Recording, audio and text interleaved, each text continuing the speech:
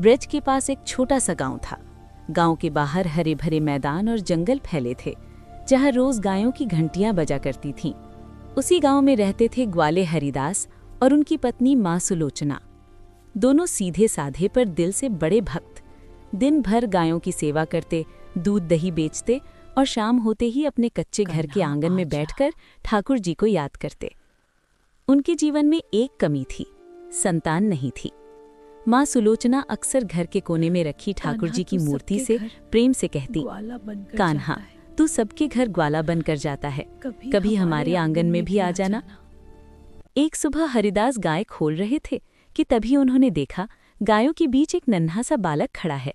सांवला रंग, चमकती आंखें, सिर पर छोटी सी पगड़ी और हाथ में बांस की लाठी।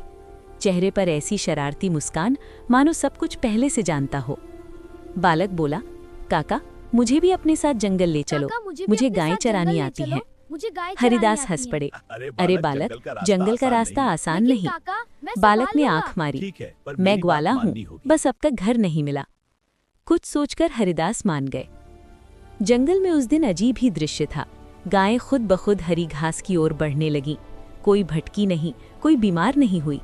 दोपहर होते होते उनके थन दूध से भर गए। हरिदास मन ही मन चकित थे, पर कुछ बोले नहीं।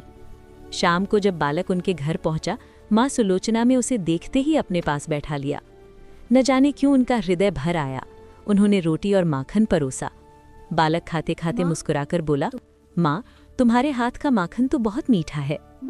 माँ शब्द सुनते ही सुलोचना की आंखें नम हो गई। बरसों बाद किसी ने उन्हें माँ कहा था। दिन बीतते गए। बालक रोज ग्वाला बनकर आने लगा।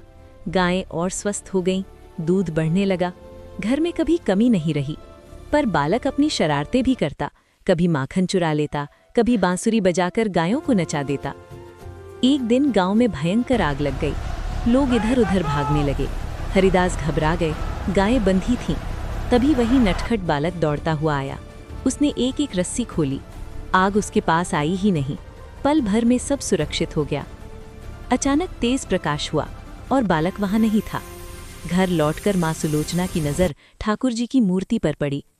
चरणों के पास वही बांस की लाठी रखी थी और चेहरे पर वही नटखट मुस्कान। माँ सुलोचना जमीन पर बैठ गईं। आंसू बहते हुए बोली, लाला, तू सच में खुद ग्वाला बनकर आया था। आज भी उस गांव में कहा जाता है, जहां भक्ति सच्ची हो वहां कान्हा भगवान बनकर नहीं, ग्वाला बनकर लीला करते हैं। ऐसी ही दिव्य, भक्तिपूर्ण और मनोरंजक कहानियों के लिए हमारे चैनल डिवाइन टर्बो टेल्स को लाइक, शेयर और सब्सक्राइब करना न भूलें। आपका प्रेम और समर्थन ही हमें और भी सुंदर कथाएं लाने की प्रेरणा देता है। धन्यवाद।